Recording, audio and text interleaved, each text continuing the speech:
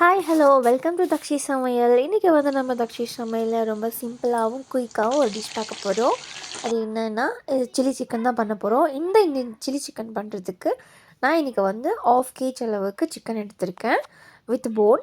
அது கூட வந்து கடலை மாவு 1 டேபிள் ஸ்பூன், சோள மாவு 2 டேபிள் ஸ்பூன், அரிசி மாவு 1 டேபிள் ஸ்பூன், மைதா மாவு 1 டேபிள் ஸ்பூன் ஆட் பண்ணிட்டு இஞ்சி பூண்டு விழுது ஆட் பண்ணிவிட்டு இது கூட கொஞ்சமாக உப்பு ஆட் பண்ணிடலாம். இது கூட வந்து வெறும் மிளகாய்த்தூள் 2 ஸ்பூன், தனியாத்தூள் 1 ஸ்பூன் ஆட் பண்ணிட்டு ஒரு முட்டையை வந்து ஆட் பண்ணி நல்லா மிக்ஸ் பண்ணிவிட்டு மேரினேட் பண்ணி வச்சிடலாம். அட்லீஸ்ட் இது 1 hour ஆச்சும் ஊறணும்.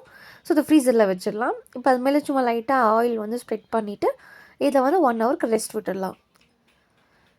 இப்போ பொரிக்கிறதுக்கு தேவையான கடாய் எடுத்து அதில் தேவையான அளவுக்கு எண்ணெய் ஊற்றிட்டு எண்ணெய் நல்லா காஞ்சதுக்கு அப்புறமா அதில் ஒரு பீஸாக எடுத்து நம்ம சிக்கனை எடுத்து போட்டு பொரிச்சிடலாம். தனித்தனியாக போடணும், ஒன்று ஒன்றா சேர்த்து போட வேண்டாம். இந்த மாதிரி போட்டுட்டு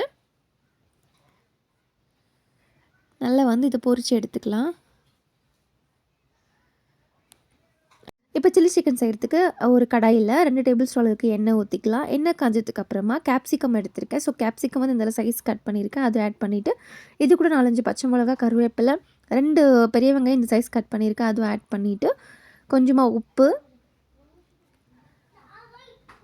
அதுக்கப்புறம் இஞ்சி பூண்டு விழுது, கரம் மசாலா, தனியாத்தூள் சேர்த்து ஆட் பண்ணிவிட்டு நல்லா மிக்ஸ் பண்ணிக்கலாம். இப்போ நம்மளுக்கு கிரேவி கன்சிஸ்டன்ஸ் வேணும் இல்லையா, அதனால் 1 டேபிள் ஸ்பூன் அளவுக்கு சோள மாவு எடுத்து இந்த மாதிரி தண்ணியில் நல்லா மிக்ஸ் பண்ணி வச்சுக்கிறேன். நல்லா கட்டி இல்லாமல் நல்லா மிக்ஸ் பண்ணி வச்சுட்டு இப்போ இது கூட வந்து 1 டேபிள் ஸ்பூன் அளவுக்கு சோயா சாஸ், 1 டேபிள் ஸ்பூன் அளவுக்கு சில்லி சாஸ், 1 டேபிள் ஸ்பூன் அளவுக்கு டொமேட்டோ கெச்சப் ஆட் பண்ணிவிட்டு நல்லா மிக்ஸ் பண்ணிவிட்டு நம்ம இப்போ கார்ன்ஃப்ளவர் மாவு இருக்குது நம்ம மிக்ஸ் பண்ணி வச்சுருந்தோம்ல, அதை அதில் ஆட் பண்ணிடலாம். இதை ஆட் பண்ணால் நம்மளுக்கு வந்து கொஞ்சம் கிரேவி கன்சிஸ்டன்சிக்கு வரும். அதுக்காக தான் நம்ம இதை கார்ன்ஃப்ளவர் மாவு வந்து ஆட் பண்ணுறோம். இல்லைன்னா உங்களுக்கு ட்ரையாக இருந்தாலும் ஓகேன்னா நீங்கள் இதை ஆட் பண்ண தேவையில்லை. இப்போ இதை ஆட் பண்ணிவிட்டு தேவையான அளவுக்கு கொஞ்சமாக தண்ணி ஆட் பண்ணிவிட்டு நல்லா மிக்ஸ் பண்ணிக்கலாம். இது வந்து ஸ்லிம்மில் வச்சுட்டு நீங்கள் கலந்து விட்டுட்டே இருக்கணும். ஸ்பீடில் வச்சிங்கன்னா சீக்கிரமாக கட்டி ஆகிடும்.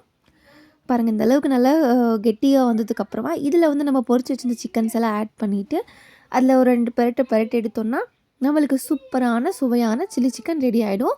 இது மேலே அழகாக கொத்தமல்லி தூவி விட்டுட்டு இறக்கி விடலாம். சூப்பரான சுவையான சில்லி சிக்கன் ரெடி ஆகிடுச்சு. நீங்களும் உங்கள் வீட்டில் இந்த மாதிரி ரெசிபி ட்ரை பண்ணி பாருங்கள். தேங்க்யூ.